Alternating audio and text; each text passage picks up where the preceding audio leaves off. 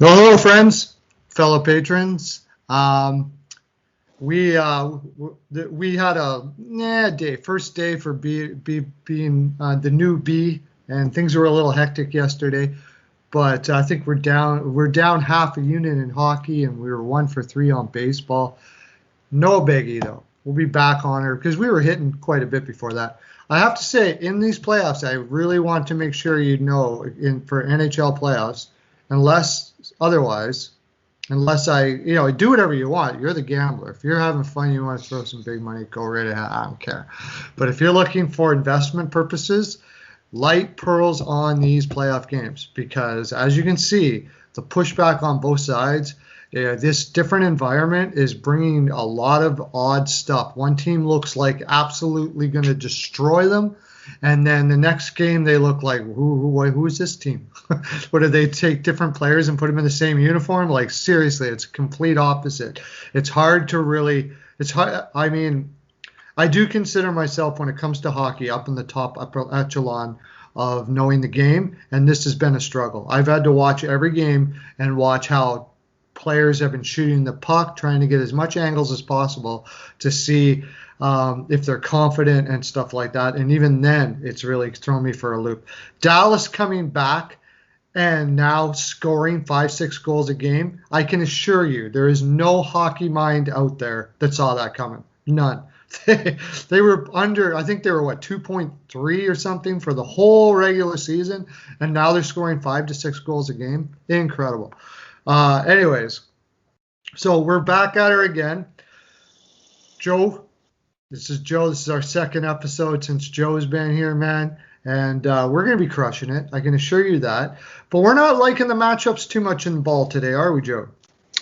Yeah, there's not that have been a fantastic pitching matchups today. The one that I do like, and it's not because I think this pitcher's going to be bad. I actually think he's going to be a beast in the majors for the Braves, and Ian Anderson, who's a former third overall pick. The problem is, like I said, who wants their debut to be against the Bronx Bombers? Not the most welcoming debut, especially when you're going up against Garrett Cole as your counterpart in game one there. So I think there's a chance in the first 5 minutes, a good chance. I would put small to medium pearls on it because you don't want to throw for a top notch prospect ridiculous amount thinking they're going to be over 4.5 because then you don't want to get screwed by him pitching like a top notch prospect. But my logic is he's going against the Yankees. Unless if you're someone that's like Koufax or like you're just one of those guys that gets into the game and it just zones and you put the blinders on and you don't see anything but what you're focusing in on the hitter. And from the minors, you see that in Anderson, but I've seen so many pitchers from following baseball. As soon as you get in the majors in game one, it's like, oh shit, oh shit, oh shit. Especially when Yeah, every single batter that you're coming up is a beast, pretty yeah, much. You know yeah, what I mean? exactly. Like you're going a million miles a minute, and then about start number 2, 3, or 4 in your career, all of a sudden you're like, okay, cool, now I got this, and I'm cruising. So Right. that's why I feel they have a chance to be over. And the other part is Cole's been very good this year, but he has been winning games like 4-2, like by giving up 2 runs. That's why he has a 2 point something ERA and not how he usually starts the year with like a ridiculous 1.5 or some Yeah. astronomical ridiculous. So if you figure the over, if Ian Anderson gives up just 3 and Cole gives up 2 in the first 5 innings, you're already over, and that's a high possibility because the Braves have a high-powered offense. So get one guy on, Cole leaves one over the plate, home run. There's 2. The Braves have a high-powered offense, or the Yankees have a high-powered offense, obviously. So if Anderson walks one, gets a guy on, homer or a double that could score 2. There's 2 already, and you only need one more run to get over there. That's why I feel it's going to be over because young pitchers need an adjustment too to get into the game. He could give up those 3 or 4 runs in 1 or 2 innings, and then all of a sudden pitch maybe 4 or 5 innings where he only gives up 4, but he gave up all of them in his first 2 innings settling into the majors because he's playing the best lineup, one of the best lineups, even with injuries in baseball, because the Yankees are one of those teams. They just pull somebody. It's like, oh, you're injured? Let's go find this guy over here. And then he starts hitting great all of a sudden as they pull some guy off the street to start hitting for them, it seems. It's the sickest lineup one of the sickest lineups I've ever seen. Yeah, rookie. I know he's a damn good rookie, but you're going up against guys like that. The only thing that maybe they don't plan on playing him a lot of innings to start out. Like maybe they only put in 3, and the Braves have a pretty good bullpen, so it's possible. But I think for the juice you're getting, it's not a bad play. And considering the lineup today, it's one of the better plays today because there's just not very many very good pitching matchups out there. One game that we can pretty much bank for sure is the next one. And that's and I don't mind the juice considering it's the White Sox and the Pittsburgh Pirates. Yeah. Yeah, the White Sox have Keuchel, who as a veteran has continued to go over there. As his mother said in the offseason, let's bring a World Series with much more expletives involved to this town at one of their offseason team dinners. So that whole family, you can tell, is motivated in Chi-Town to get the White Sox over the hump. And I mean, he's been a good veteran for the young pitchers. That's exactly what they needed there, and I think he's going to continue to pitch great today. They have Trevor Williams going Pittsburgh, who is probably in his last start for Pittsburgh, will probably be traded at the deadline. So that'll be interesting to see what he could do, but it's Pittsburgh. The White Sox should be able. The White Sox have been one of the better-looking teams, and they've coming off of a perfect game. So, I mean, you should have some momentum coming in there, coming off of a guy that just blanked the crap out of the team and they're coming off of a no-hitter is what I meant to say, because Gio just no-hit the Pirates. So what more momentum do you want coming into the next game than no-hitting the team the game prior? So a team that's not confident in themselves. Yeah, that's already whatever right now. Yeah, a team that's already 7-18. Yeah, and you hit them the game prior. That should be a pretty safe bet, unless if something happens at Dallas Keuchel, God forbid. So. Yeah, I agree. I think for half your money, I think that's a pretty damn good play. Okay, let's go. Tampa Bay. We're going Tampa Bay, Boston. Light pearls on this. Half a pearl, quarter pearl, anything that's like going to be like, okay, whatever. And I'm saying this for most of the playoff games right now because these are tight. But since I'm making plays, and that's what I do, and you guys like to have fun and gamble, I go, I'm looking, and also I think Joe will agree, it's I'm looking at Tampa ML, mainly because Halak, first of all, Halak back-to-back, it's not something he normally does.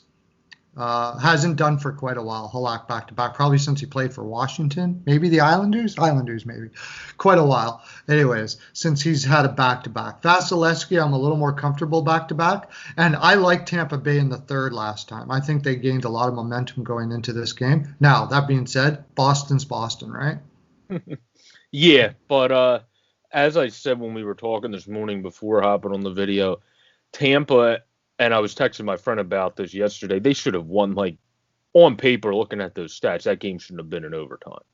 That game was in overtime more because of who you just mentioned, which was Yaroslav Halak, who hasn't been used to back-to-backs. And he got, like Cassidy even mentioned after the game, taxed pretty good in yesterday's game. So how's he going to look at the beginning of today's game?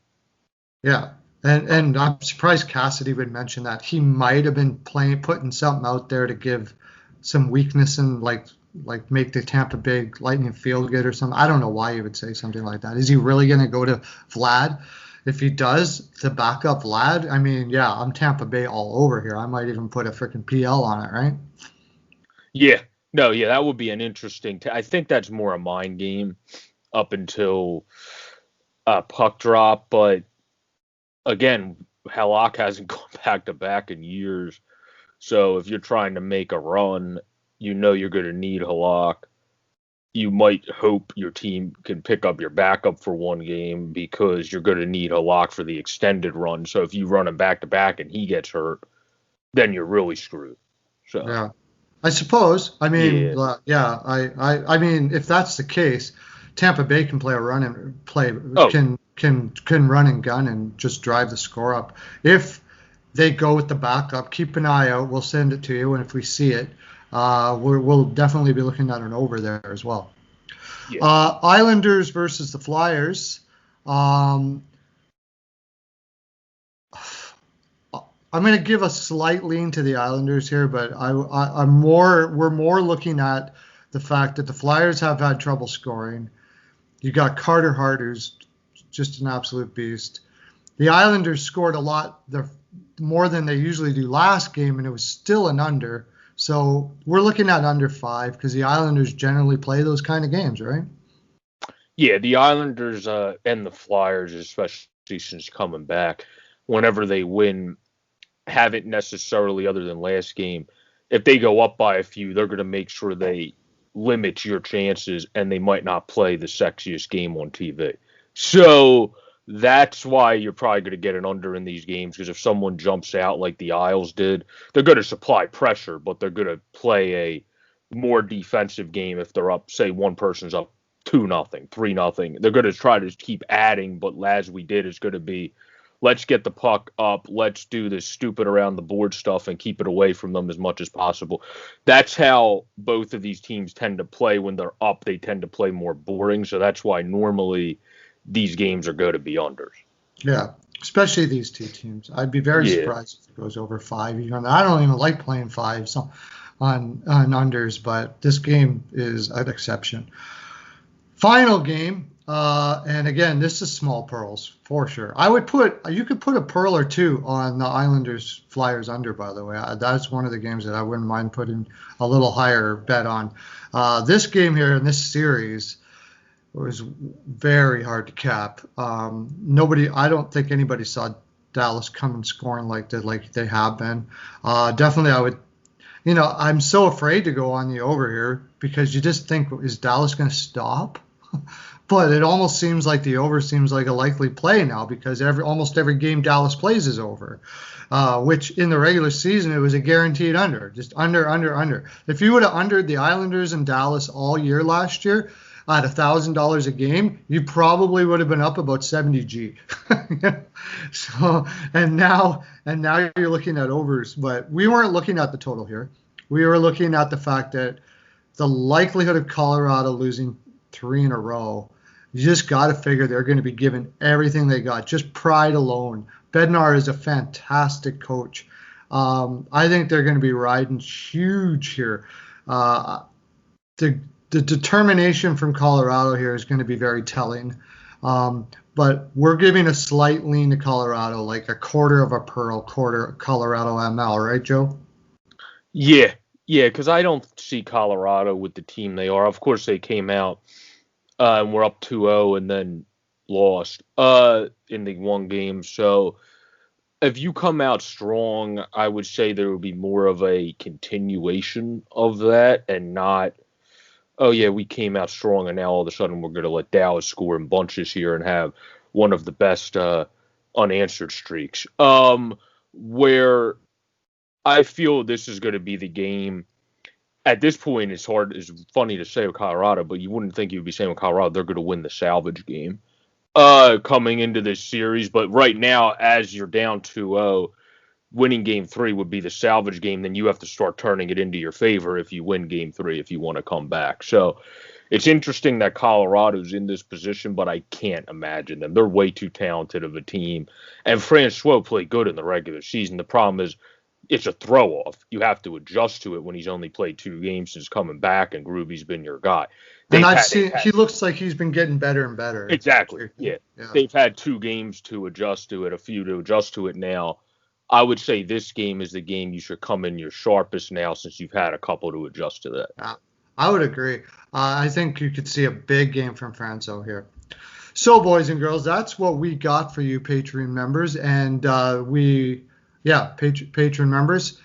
Thanks for again subscribing and sticking with us. It's been now that we have Borek here. We haven't been doing picks before, but we have been doing a lot of videos together, and there's been a lot of connection between the two of us. And it's been working really well. I know it's going to work well for you guys. We're going to be bringing huge picks, guaranteed, all for sure, for baseball, for hockey, and we'll be maybe even looking into NFL when it starts, and all sorts of other ways. Let us know in the comment section anything you think we can maybe improve about our programming. What would you like to see more of, what you would like to see less of. Really, if you like the programming, don't worry about telling us about it. We only matter if what you don't like. Tell us what you don't like so we can improve for you, because we want to do that. That's our full 42. Get out there and bet. Have a great day. Lots of love to ya.